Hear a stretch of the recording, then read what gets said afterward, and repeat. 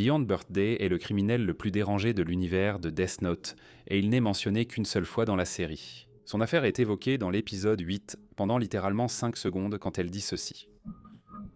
Donc c'est elle. Elle vient bien de l'affaire des meurtres bébés de Los Angeles.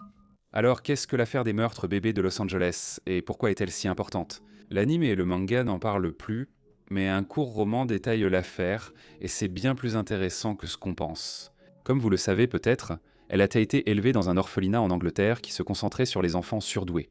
Elle était clairement le plus talentueux, et les autres s'entraînaient simplement dans l'espoir de devenir le successeur d'elle. C'est de là que vient Nier, c'est de là que vient Mello, et c'est aussi de là que vient Beyond Birthday. À l'origine nommé B, il fut longtemps le plus proche d'elle en intelligence et compétences, mais la pression de vouloir succéder au plus grand détective du monde l'a mené presque à la folie. Il a fui l'orphelinat et s'est rendu à Los Angeles, et en 2002, une série de meurtres a eu lieu, si difficiles à résoudre que seule elle pouvait les élucider, et même dans ce cas, il avait besoin d'aide. Il a sollicité l'aide de Naomi Masora, aussi présente dans Death Note comme fiancée de Repember.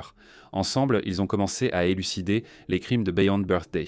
Personne ne semblait à l'abri. Les victimes de Beyond Birthday étaient complètement innocentes, n'avaient aucun lien avec les forces de l'ordre et parfois, elles étaient même mineures. Il tuait de manière brutale et impitoyable. Après avoir tué 3 personnes, sa 4e victime fut en réalité lui-même.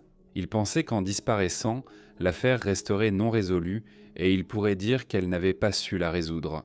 Avant que cela n'arrive, il est devenu trop confiant et s'est présenté à Naomi sous le nom de Ryuzaki. Étrangement, il voulait l'aider dans l'affaire, ce qui était essentiellement une façon de provoquer elle. Mais Naomi a vu clair dans son jeu et a compris que si cette personne n'était pas elle, lui-même, il devait s'agir de Beyond Birthday. Et elle avait raison. Le jour où il allait passer à l'étape finale de son plan, Naomi est intervenue et a arrêté Beyond Birthday. Au final, ce n'est même pas elle qui l'a attrapé et son plan a finalement échoué. 2 ans plus tard, Light inscrit son nom dans le Death Note sans réaliser son lien avec elle et Beyond Birthday meurt d'une crise cardiaque en prison.